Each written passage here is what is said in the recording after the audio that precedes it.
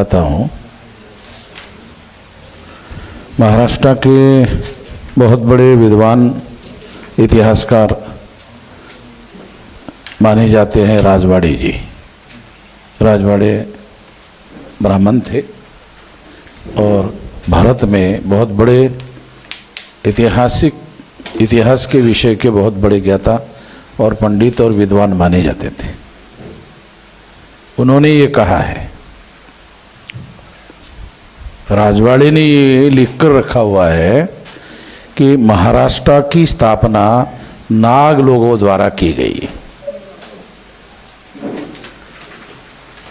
महाराष्ट्र की स्थापना नाग लोगों के द्वारा की गई है और नाग लोगों का धर्म था समता, स्वतंत्रता, बंधुता और न्याय पर आधारित समाज और राष्ट्र का निर्माण करना। यही काम संतों के द्वारा जो आंदोलन चला वही आंदोलन था, संतों का आंदोलन भी वही था। और एक जगह बाबा साहब अम्बेडकर जब पहली बार पंढरपुर गए तो वो मंदिर में गए। मंदिर में जाकर विट्ठल की मूर्ति उन्होंने देखी और देखने के बाद वो बाहर आकर कहे, उन्होंने कहा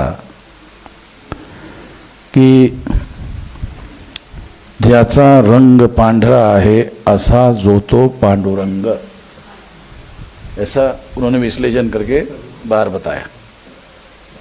अभी मैं संत विषय के और संत आंदोलन के विषय के ज्ञाता पंडित है, उनके पास बहुत ज़्यादा डॉक्यूमेंट्री एविडेंस है, उनसे बात कर रहा था तो उन्होंने भी मुझे कहा कि संतों के अभंगों में भी बुद्ध का बार बार उल्लेख आया हुआ है।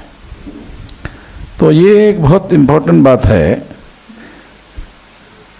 इस बात को ब्राह्मण लोग नहीं बताते, इस बात को ब्राह्मण लोग हाईलाइट नहीं करते हैं, कुछ और ही बातों को हाईलाइट करते रहते हैं।